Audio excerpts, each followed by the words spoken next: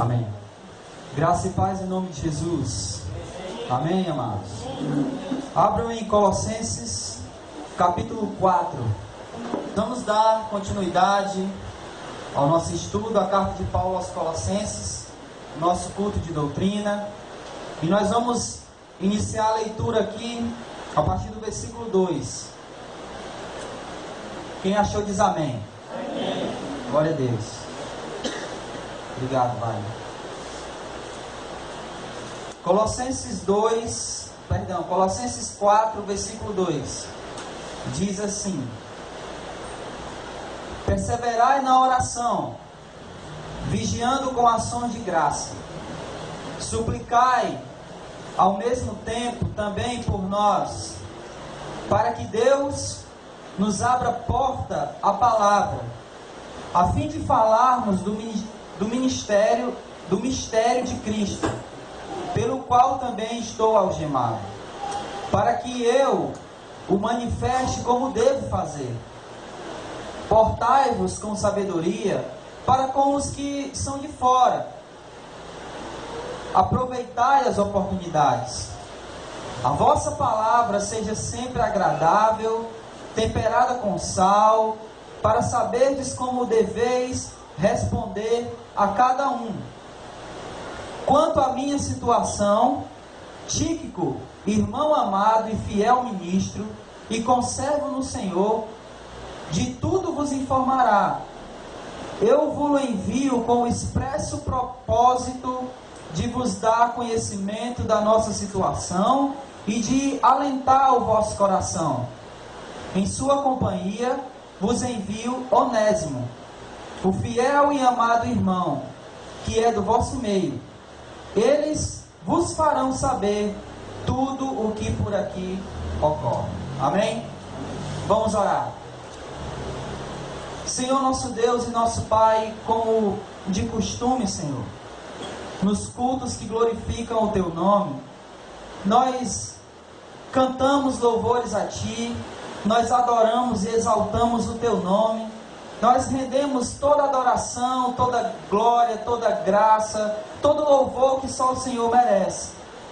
E como é de costume também, Senhor, nós abrimos a Tua palavra, lemos a Tua palavra, meditamos nela, e quando ela é explicada, Senhor, nós saímos daqui com o propósito e com o intuito de colocar em prática aquilo que nós aprendemos nos cultos e no momento da pregação.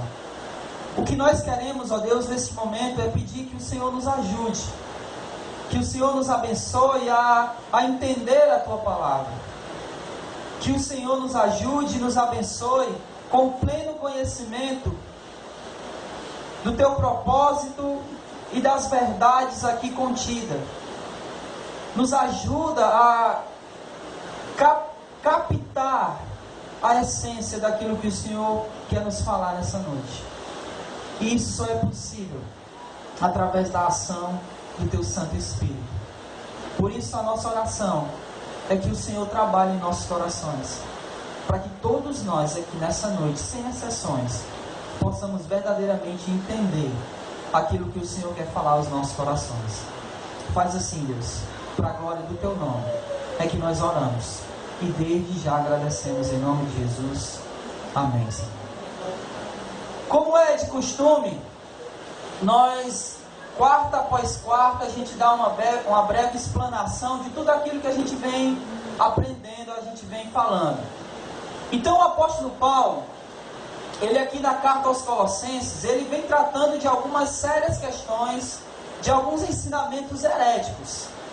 Entre ele trata, ou ele combate o gnosticismo, ele também combate aqui o asceticismo, ele está combatendo aqui também os judaizantes e os legalistas, porque todos esses grupos, por assim dizer, eles estavam ensinando coisas heréticas ou coisas erradas, coisas que eram contrárias àquilo que Jesus havia ensinado e aquilo que os próprios apóstolos haviam ensinado. E, por consequência, estavam desviando a igreja do real propósito, do real ensino, ou do que as escrituras chamam de sã doutrina. E aí o apóstolo Paulo escreve essa carta com o intuito de combater essas heresias. E ele vai usar o argumento de que Cristo é supremo a todos esses ensinamentos, ele é superior a tudo isso, e não apenas isso, mas ele também é suficiente. Por exemplo, a heresia dos gnósticos, além de um conhecimento oculto, eles também estavam ensinando que aqueles irmãos deveriam prestar culto a seres espirituais, a seres que controlavam o universo, ou anjos, por assim dizer. E que se aqueles irmãos não fizessem isso, eles não seriam espirituais, ou não atingiriam uma maturidade espiritual. E aí Paulo diz, não, de jeito nenhum, de maneira nenhuma. Cristo é superior a tudo isso. E Cristo é suficiente. Vocês não precisam fazer acréscimos nenhum. E para embasar tudo aquilo que ele estava falando, que Cristo é superior e é suficiente, ele começa no capítulo 1 falando sobre a pessoa e obra de Jesus. Ele fala que Cristo morreu por nós, ele fala sobre tudo a respeito de Jesus, ou seja, ele prega o Evangelho, ou mostra o Evangelho para aqueles irmãos. A partir do capítulo 3, que foi o que a gente viu nas últimas quartas-feiras, Paulo vai falar daquilo que o Evangelho produz na nossa vida. Ele vai falar daquilo que acontece conosco, de forma prática, quando o Evangelho entra em nossas vidas. Então, basicamente, duas coisas precisam acontecer. Ou melhor, ele fala que algumas coisas precisam acontecer. Mas quando o Evangelho entra na nossa vida, ele fala do que acontece e fala de como esse alguém que foi impactado com o Evangelho precisa proceder. Então ele fala dessas duas coisas. Ele fala o que acontece e ele fala o que essa pessoa que foi atingida pelo Evangelho, como ela deve proceder. E falando do que acontece com alguém que é impactado com o Evangelho, ele fala, acompanha aí por favor, bem rápido, capítulo 2, versículo 20. Ele fala, se morrestes com Cristo. Então alguém que foi impactado com o Evangelho, a primeira coisa que acontece com ele é o quê? Ele morre. Ok? Amém? Ele morre para o mundo. A segunda coisa que acontece com alguém que é impactado pelo Evangelho, está aí no capítulo 3, versículo 1. Ele diz, se ressuscitastes com Cristo. Então a primeira coisa é morrer, a segunda é ressuscitar. E aí ele diz que uma outra coisa que precisa acontecer com alguém que é impactado pelo Evangelho é que essa pessoa, ela vai fazer morrer a sua natureza terrena. Isso está escrito no capítulo 3, versículo 5. Dê uma olhada aí. Fazei, pois, morrer a vossa natureza terrena. Outra coisa que tem que acontecer com alguém que é impactado pelo Evangelho é que ele precisa se despojar ou se despir do pecado. Está aí no capítulo 3, versículo 8. Veja aí. Despojai-vos de tudo isso. Depois que você morre, ressuscita, depois que você faz morrer a sua natureza terrena e tira o pecado da sua vida, por assim dizer, você precisa se revestir do novo homem. Capítulo 3, versículo 10. Dê uma olhada aí. Amém? Amém? E depois disso, você precisa se revestir das coisas que são próprias dos eleitos de Deus. Capítulo 3, versículo 12. Então, tudo isso é o que deve acontecer na vida de alguém que foi impactado pelo Evangelho. E logo depois que Paulo trata disso, do que acontece, ele trata de como deve proceder aqueles que foram impactados pelo Evangelho. E ele disse que tudo isso que acontece precisa diretamente refletir nos nossos relacionamentos. Se eu morri, ressuscitei, faço morrer minha natureza terrena todo dia, se eu vou me despojar do pecado, me revestir do novo homem e me revestir das coisas que são próprias dos eleitos de Deus, tudo isso precisa impactar, ou vamos dizer assim, desembocar nos meus relacionamentos. Por isso, ele diz,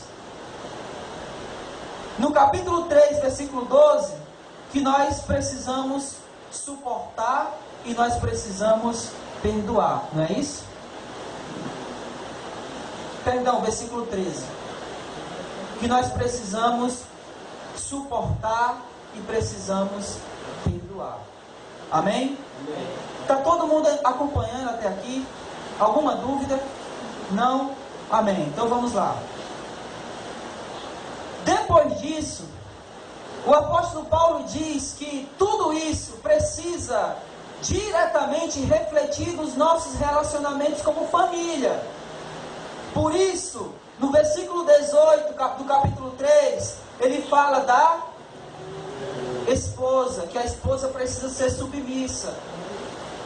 No versículo 19 do capítulo 3, ele fala do marido, que o marido tem que fazer o quê? Amar a esposa.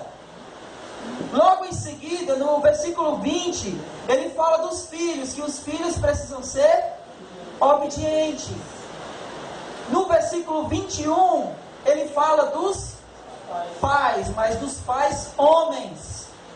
Que esses pais homens não devem irritar os vossos filhos. Do versículo 22 ao versículo 25, ele fala de quem? Dos servos.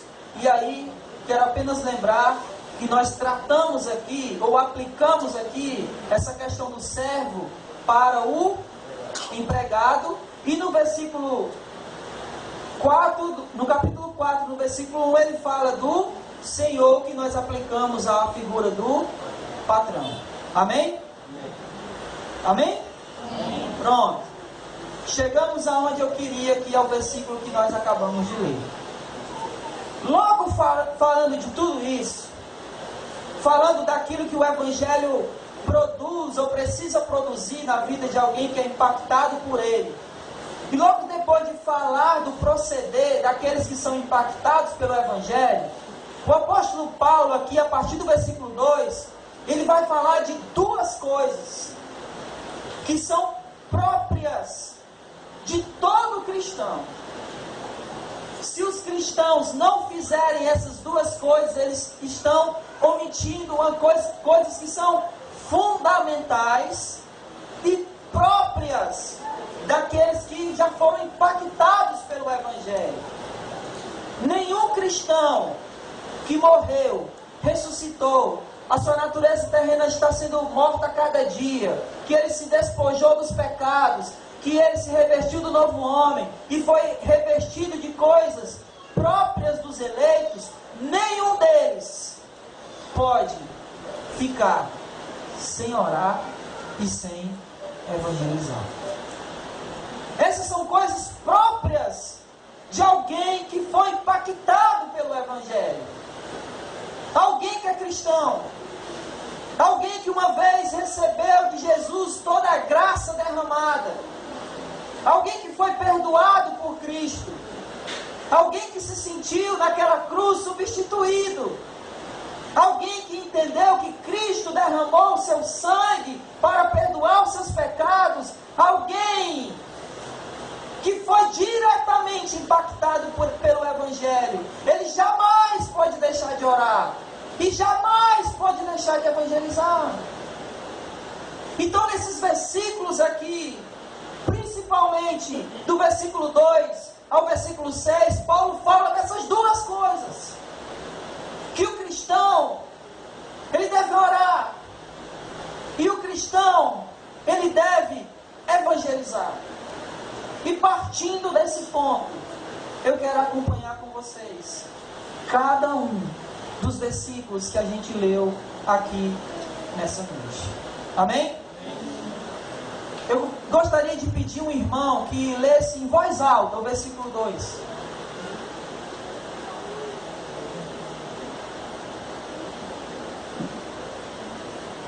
Perseverai na oração, vigiando com ações de graças. É claro que Paulo, ele não muda o foco, ele não muda a perspectiva, ele ainda está trabalhando aqui a questão da oposição às heresias. E ele fala de duas coisas importantíssimas para a gente não perder o foco de Jesus, para a gente não se enveredar para ensinamentos heréticos errados. Nós precisamos orar e nós precisamos vigiar. Vigiar. Jesus nos alerta a isso, vigiar e orai. O apóstolo Paulo, escrevendo aos Tessalonicenses, ele diz: orai sem cessar. Essa é uma coisa, é uma característica fundamental do cristão. O cristão não pode de maneira nenhuma parar de falar com o seu Senhor. Ele não pode de maneira nenhuma ficar sem pedir orientação ao seu mestre, ao seu Deus. E nós vivemos dias que orar está fora de moda, por incrível que pareça. Ou quando não está fora de moda, nós só fazemos um tipo de oração. E qual seria essa? Há muito tempo atrás eu lembro que alguém disse que era a oração do mendigo. Você sabe por que é a oração do mendigo? Porque é uma oração só para pedir. Senhor, me dá isso, Senhor, me dá aquilo. Eu fico pensando que a gente nem sabe orar adorando a Deus. A gente nem sequer sabe orar exaltando o nome de Deus. Talvez a gente fale 2 ou 3 palavras e depois a gente já passa a começar a pedir. Me dá isso, faz aquilo, abre porta tal, e faz isso, e me dá um emprego, e me arranja isso, Senhor, dá um jeito aí. Mas essa não é a principal característica da oração de um cristão. Jesus se coloca para nós como nosso amigo. E deixa eu te fazer uma pergunta. Quando você se encontra com um amigo seu, você só conversa com ele pedindo alguma coisa? Meu amigo, me empresta aí um dinheiro. Se você chegasse para um amigo e todas as vezes que você encontrasse com esse amigo, você pedisse uma coisa, pode ter certeza que ele te evitaria. Mas não é assim. Quando nós nos encontramos com os nossos amigos, nós falamos de tudo. Absolutamente tudo. Falamos sobre os homens, futebol, falamos sobre o dia a dia, falamos sobre o trabalho, falamos sobre tudo. Por que não fazemos a mesma coisa quando o assunto é o nosso Deus? Por que não fazemos como o apóstolo Paulo fala aos Filipenses no capítulo 4? Seja conhecida diante de Deus as vossas petições com súplicas e ações de graça. Ações de graça. Lançando sobre Ele toda a vossa ansiedade. Abrindo o coração para Deus. É incrível como nós temos muitas vezes facilidade de abrir o nosso coração para uma outra pessoa e quase não fazemos isso para Deus. Que é que realmente pode fazer alguma coisa por nós? Então Paulo está aqui dizendo para nós: perseverai na oração. Alguém poderia me dizer uma definição de perseverança?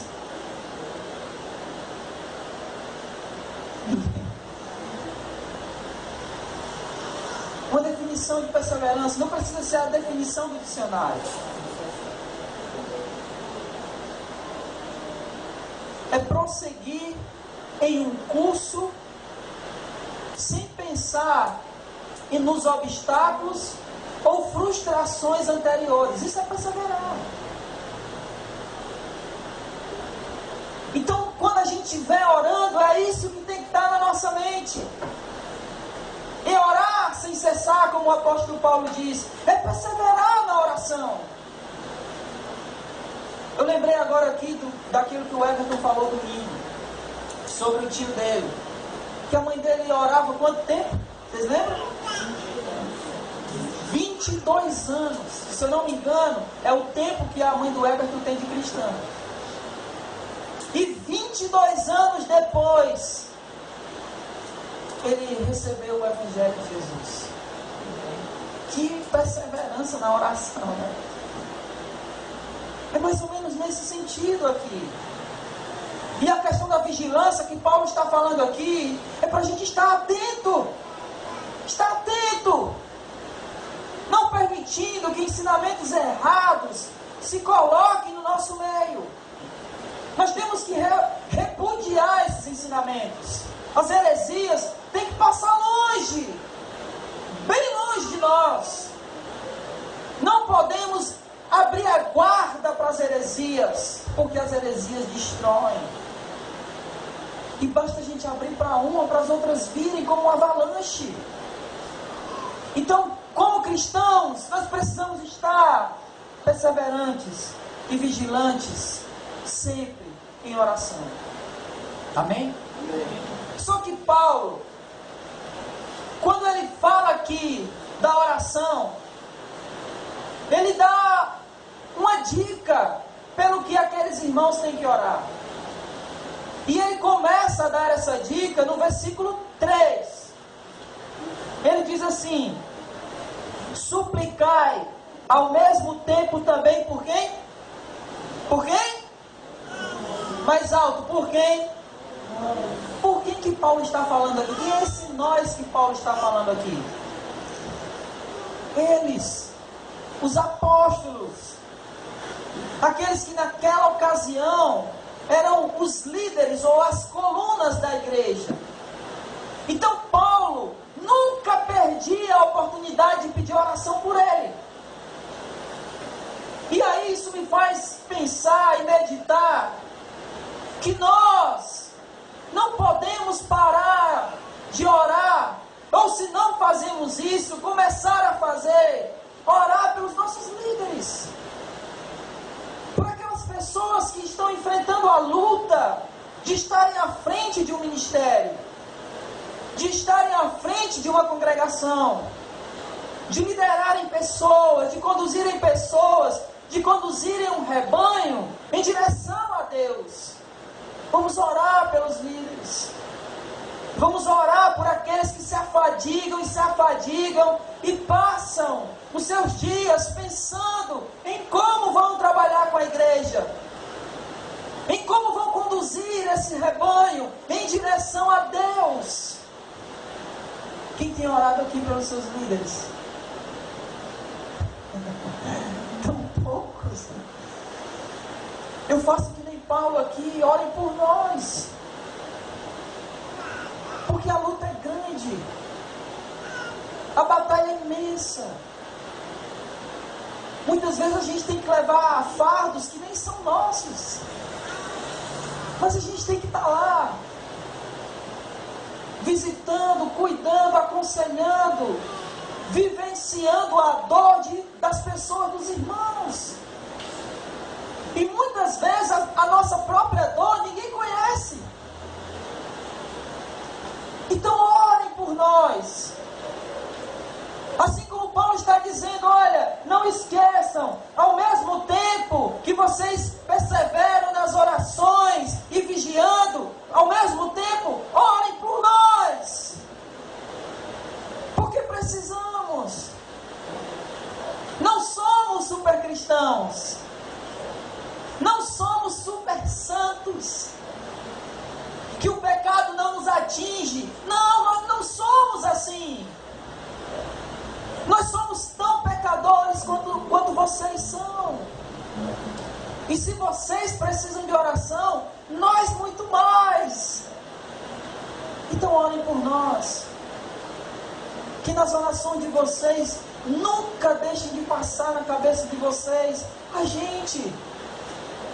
O quanto nós somos atacados, o quanto nós somos tentados e o quanto Deus precisa estar em nós. Eu lembro que alguns anos atrás, eu não sei quanto tempo atrás, mas um líder de uma de nossas congregações cometeu um adultério há muitos anos atrás. E eu lembro que muita gente da congregação nessa época se desviou. E algumas dessas pessoas que se desviaram nunca mais voltaram à fé. Nunca mais. Por aí, o que eu estou querendo dizer é que você pense, imagine o quanto um líder tem um peso. Que ele pode encaminhar ou direcionar pessoas para o céu ou para o inferno. O que Paulo está tentando dizer aqui é que ele necessita, principalmente para que ele se mantivesse fiel, e nós vamos já ver isso, fiel à pregação da palavra. Que aqueles que pregam o evangelho, eles nunca se afastem da fidelidade, da centralidade da palavra. Porque é uma tentação para nós. É uma tentação para nós encher a casa ou o lugar de pessoas. É uma tentação para nós colocarmos coisas aqui para atrair gente. É uma tentação para nós nos desviarmos das Escrituras pelo simples fato de termos um ambiente desse aqui esbarrotado de pessoas. Então o apóstolo Paulo está dizendo: orem por nós. Orem para que o nosso coração esteja sempre aqui. Para que Deus tenha misericórdia de nós e nós nunca venhamos nos desviar daquilo que é verdadeiro, daquilo que é real, daquilo que verdadeiramente importa. Para que nós nunca nos tornemos mercenários que estão em busca simplesmente de dinheiro. Para que a gente nunca se torne profissionais da fé. Porque se isso acontecer, irmãos, estamos condenados. E o que é pior, talvez condenaremos muitos daqueles que estão debaixo da nossa liderança. Por isso, meus amados, orem por nós. O fardo é pesado, a carga é grande, e eu conto com as orações de vocês. Aliás, nós contamos com as orações de vocês. Espero que vocês, assim como o apóstolo Paulo está dizendo para aquela igreja em Colossos, coloquem os nossos nomes. Eu estou aqui parafraseando. Coloquem os nossos nomes em vossas orações. Lembrem-se de nós. E aí ele continua: suplicai ao mesmo tempo também por nós, para que Deus faça o quê? Para que Deus abra portas à palavra. Irmãos, eu não sei quantos de nós têm orado por evangelismo. Quantos de nós têm orado para que Deus abra portas de evangelismo? Para que Deus abra e nos dê a oportunidade de evangelizar pessoas, de pregar o evangelho. Notem que a oração de Paulo, ele não está pedindo nada para ele, nada material. Paulo não está aqui dizendo assim: irmãos, orem para que Deus me dê um camelo do ano. Porque não tinha carro naquela época, né? Não como a gente conhece hoje. Mas um camelo aí com airbag duplo, com direção hidráulica. Paulo não está pedindo nada para ele. A oração de Paulo é para que Deus abra da oração de Paulo é para que Deus abra portas à palavra. Para que Deus faça com que oportunidades aconteçam e que Ele pregue essa palavra. O ensinamento para nós é que nós precisamos pedir a Deus que abra portas para o Evangelho, para o evangelismo. E é interessante que quando a gente ora pedindo porta aberta, geralmente a porta que a gente pede para abrir é o quê? A porta do emprego. Senhor, abre essa porta aí que já está tanto tempo fechada. Nós precisamos orar mais por portas abertas para o evangelismo. Para pessoas ouvirem essa palavra. E assim como nós fomos impactados pelo Evangelho, eles também possam ser. Eles também morram, eles também ressuscitem, eles também se despojem do pecado, eles também se revistam do novo homem, assim como eu e você fomos. Precisamos orar. Eu não vou aqui. Não, deixa para lá. Mas precisamos orar. Precisamos nos importar com quem está lá fora. Porque precisamos lembrar de que um dia estivemos lá. E que Cristo mandou alguém, Jesus enviou alguém para me tirar de lá. E se Ele não tivesse enviado alguém para me tirar de lá, do lamaçal do pecado, eu ainda estaria lá. Porque não teria como eu vir sozinho, a não ser que Cristo, usando alguém, tivesse me arrancado de onde eu estava. E é isso que nós precisamos fazer com os demais. É isso que nós precisamos fazer com quem ainda está lá fora. Pregar essa palavra, mas pedir a Deus que abra portas para a palavra. E ele continua ainda, dizendo: pelo qual também estou algemado. O que ele está dizendo aqui é que por causa da pregação do Evangelho que ele está preso. E o interessante é que Paulo talvez tivesse todo o motivo do mundo para não pedir para Deus abrir portas de evangelismo. Porque ele, todas as vezes, ou na maioria das vezes, que Paulo chegou no lugar para pregar o Evangelho, ele não teve vida fácil. E como última consequência, ele estava preso por pregar o Evangelho. Mas ele: eu não quero nem saber o que vai acontecer comigo. Eu quero pedir a Ti, Deus, que abra portas para mim pregar essa palavra, que é o que verdadeiramente importa. Amém? Amém. Versículo 4. E aí, ele diz assim, ainda falando sobre a questão do pedir oração, ele diz que a oração daqueles irmãos deveriam ser para que Deus abrisse portas para a palavra, para o Evangelho, mas também para que ele, Paulo, para que eu manifeste como devo fazer, para que ele pregasse a palavra como tinha que ser.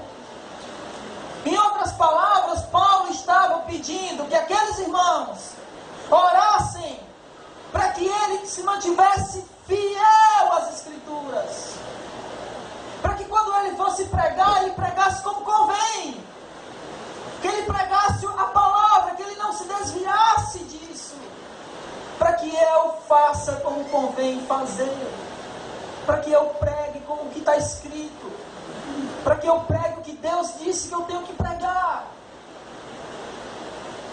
Eu estava lendo hoje na internet e o cara estava mais ou menos falando assim, que hoje em dia existia muito entretenimento e emocionalismo nas igrejas, e que as pessoas estavam sendo atraídas por esse entretenimento e esse emocionalismo.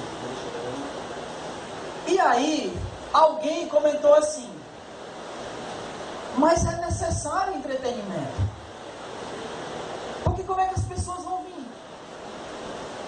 Como é que elas vão ser atraídas? se não houver algo que chame a atenção, olhando por uma ótica errada, essa frase tem até uma boa intenção. A boa intenção qual é? É trazer pessoas, não é? Então, eu vou fazer alguma coisa aqui para atrair. Mas olhe só como sutilmente essa frase, ela encaixa exatamente aqui no que o apóstolo Paulo está querendo dizer àqueles irmãos. Ele está dizendo, essa frase diz que eu preciso usar com as pessoas algo melhor do que o mundo para atraí-las.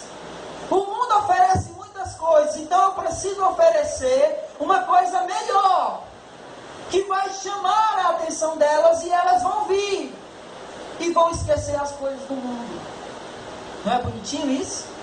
O problema é que se eu disser que eu preciso de uma outra coisa que não o evangelho para atrair as pessoas, se eu preciso de uma coisa melhor, eu estou dizendo que qualquer outra coisa que eu faça é melhor do que o evangelho. E isso não existe. É isso que Paulo está dizendo. Jesus, o Cristo, é superior a tudo e é suficiente. Não precisa de mais nada. As pessoas precisam ser atraídas pelo Evangelho. Se tem algo melhor que tem que atraí-las para cá, é o Evangelho. Não é shows pirotécnicos. Não são coisas mirabolantes. Não é eu estar aqui falando para vocês e de repente dar uma cambalhota. De repente plantar bananeira. Já pensou? Eu pregando aqui e vocês vão morrendo de rir. Eu não sou um pregador assim, eu sou um palhaço. Se eu preciso entreter pessoas, então eu já perdi a essência do que é pregar a palavra. E é isso que Paulo está dizendo. Irmãos, orem para que eu pregue como convém, para que eu faça o que eu tenho que fazer, para que eu não me desvie do foco, para que eu não perca a perspectiva. E na minha ânsia de ganhar pessoas, eu começo a fazer coisas que fugiu daquilo que é o cristianismo, daquilo que é a proposta de Jesus para o ser humano. Eu não posso perder de vista aquilo que é essencial e fundamental. Amém? Amém. Versículo 5.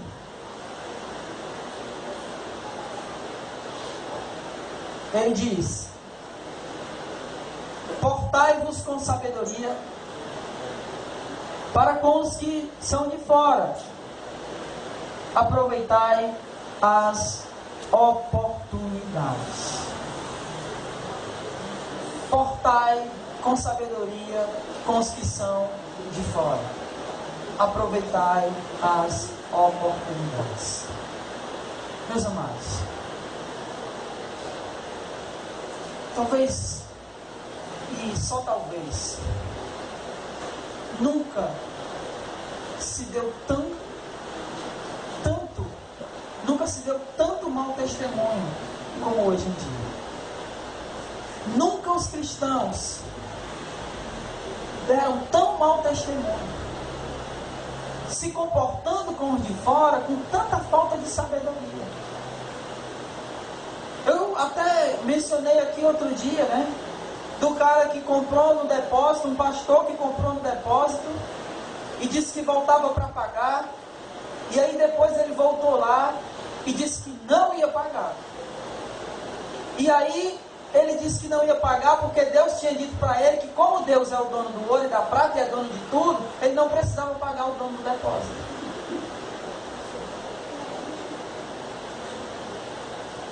Mau testemunho. Nunca se deu tanto mau testemunho. Nunca se comportamos com tanta falta de sabedoria com os de fora. aí, notem que o apóstolo Paulo está dizendo, pedindo para aqueles irmãos orar, para que Deus abra portas para o evangelismo, não é isso? Amém? Amém. Mas não adianta orar para que Deus abra portas para o evangelismo, se nós não sabemos nos comportar com os de fora. Essas portas serão fechadas por nós, pelas nossas atitudes, que não serão sábias. Como é que alguém vai ouvir alguma coisa de nós, se ele está ouvindo uma coisa e vendo outra em nós?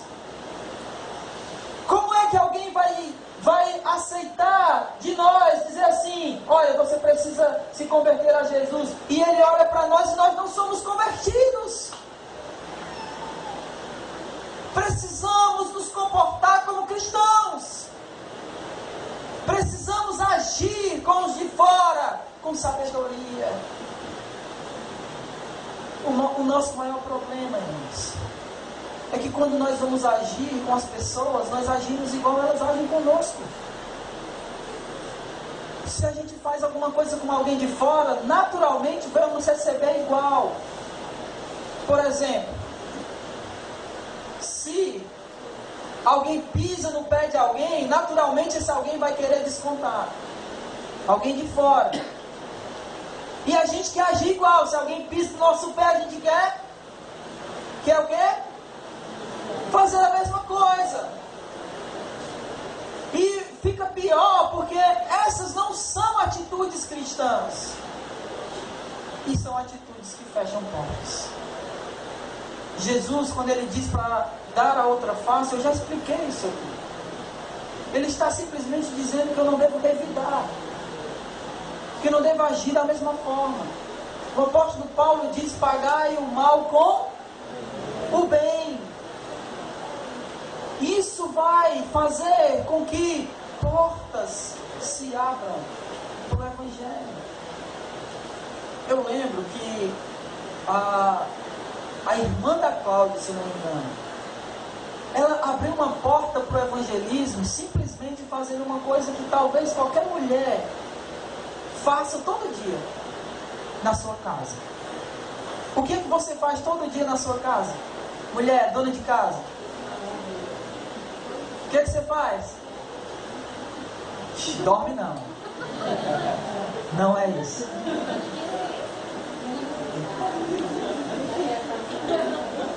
Toda mulher, eu quero só deixar claro que eu só falei dorme porque eu ouvi alguém falando dorme, tá? Não veio de mim isso. Toda mulher na sua casa, pelo menos uma vez por dia, eu creio eu, varre a casa, não varre? A minha cunhada varre a cada 30 segundos.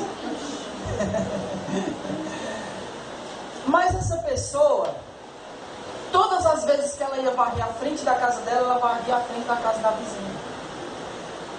Todas as vezes que ela ia varrer a frente da casa dela, ela varria a casa da vizinha. Isso causou uma curiosidade da vizinha. E daí ela abriu uma porta para o Evangelho. E daí ela pregou o Evangelho. E daí a vizinha dela se converteu. É se portar com sabedoria para os de fora. É ter atitudes cristãs. Nós precisamos disso. Versículo 6. A vossa palavra seja sempre agradável, temperada com sal, para saberdes como deveis responder a cada um. Eu quero só explicar essa palavra temperada com sal. E nós já estamos quase chegando ao nosso horário. Você já comeu uma comida sem sal? É bom? A comida sem sal, ela não tem sabor. A ideia que o apóstolo Paulo está passando aqui é que as nossas palavras precisam ter sabor, ter gosto, ser agradável. Ele usa a palavra agradável aqui. As pessoas precisam sentir prazer em nos ouvir. As nossas palavras precisam causar nos ouvidos de quem nos ouvem algo bom, algo que faça aquela pessoa parar e nos ouvir. Nós não podemos ser pessoas que quando chegam, as pessoas, vixe, lá vem aquele cara, lá vem aquela fulana. Não! Nós precisamos ser pessoas que os outros param para nos ouvir, que as pessoas têm prazer em ouvir o que a gente tem a dizer, que as pessoas procuram a nossa opinião para saber o que nós achamos sobre as coisas. É assim que nós temos que ser. A nossa palavra precisa ser temperada com sal, ter gosto, ter sabor, ser agradável a quem está ouvindo. E não sermos pessoas que só falam abobrinha, que só falam água. E que as pessoas muito mais querem distância de nós. Nós precisamos, irmãos, escutem isso, por favor. Nós precisamos atrair as pessoas, não para nós, mas para Jesus. As Escrituras dizem que nós somos o bom perfume de Cristo. 2 Coríntios 2,15. Você já viu alguém que foge de um bom perfume? Ao entrarmos nesse prédio, nós sentimos um odor não muito legal. Todos nós fugimos desse odor. Mas quando o perfume é agradável, nós até seguimos. Onde é que está esse perfume? Essa deve ser a nossa vida. Nós somos esse bom perfume. Esse perfume vem de nós? Não, vem de Jesus. E pelas nossas vidas, nós precisamos atrair as pessoas a Jesus. Amém? Esse é o proceder de pessoas que já foram alcançadas pelo Evangelho. Elas oram e elas pregam o Evangelho de Jesus. Amém? Para finalizar aqui essa parte, eu quero apenas bem rápido explicar os últimos 3 versículos. O apóstolo Paulo está dizendo que ele iria enviar 2 irmãos de volta aqui para aquela igreja, para aquela cidade de Colossos. Um irmão chamado Tíquico e um outro irmão chamado Onésimo. Alguém lembra aqui do Onésimo? Onésimo é aquele irmão que Paulo manda de volta, que está registrado na carta a Filemon. Ele é aquele escravo que havia fugido e que Paulo encontra ele na prisão, prega o evangelho, ele se converte e Paulo envia ele de volta. Esse é Onésimo. Só que eu gostaria de destacar aqui a explicação de Paulo, o motivo pelo qual ele estava enviando esses irmãos. E o motivo está no versículo 8. Por favor, acompanhe comigo. Eu vos envio com expresso propósito de vos dar conhecimento da nossa situação e de o quê? Na minha tradução está alentar o vosso coração. O que seria isso? Seria consolar, animar, encorajar, fortalecer. Eu quero que você pense comigo uma coisa. Paulo está escrevendo essa carta para refutar a heresia. Só que Paulo está apenas instruindo aqueles irmãos. Quem é que tem que lutar contra as heresias? Quem é que vai lutar essa batalha? Quem é que vai enfrentar os hereges face a face? Quem é? É Paulo?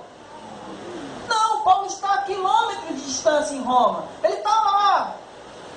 Quem vai enfrentar aqueles hereges é os irmãos que estão lá em Colossos. Então Paulo, sabendo que aqueles irmãos iriam enfrentar uma batalha que não seria fácil, ele manda aqueles irmãos para encorajá-los, para animá-los, para fortalecê-los,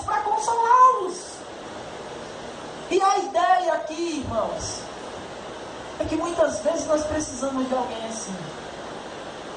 Nós precisamos ser consolados. Nós precisamos ser fortalecidos. Nós precisamos ser encorajados, animados. Esses dias nós temos conversado muito sobre essa questão de animar um ao outro. De pessoas que precisam novamente, parece que tomar um choque de ânimo para o cristianismo. De ser revitalizado, das suas forças serem novamente animadas, reavivadas. E às vezes não precisa muito. Às vezes uma palavra. Às vezes nenhuma palavra. Às vezes um abraço. Às vezes um aperto de mão. Às vezes um olhar afetuoso. Um olhar com quem diz: irmão, eu amo você. Nós precisamos ser encorajados assim. E a minha ideia aqui, como eu creio que seja a ideia de Paulo, é que a gente precisa fazer isso uns com os outros. Quantos de nós têm visitado uns aos outros pelo simples motivo de estar animando, fortalecendo, encorajando na fé, dizendo: irmãos, eu sei que é muita luta, mas eu estou aqui com você para te ajudar. Eu sei que a batalha é grande, eu sei que vocês vão enfrentar muitas coisas, mas contem comigo. Eu estou aqui para carregar esse fardo junto com vocês. Eu estou aqui para encorajar vocês, para fortalecer vocês, para animar vocês, para não desencorajar vocês jamais. Contem comigo. Quantos de nós têm feito isso? Temos nos visitado, temos ido nas casas uns dos outros. Eu sei que tem algumas pessoas aqui que eu estou devendo visitas. Eu sei. Mas nós precisamos fazer isso uns com os outros. Amém? Amém. Nós precisamos nos encorajar. Nós precisamos nos fortalecer.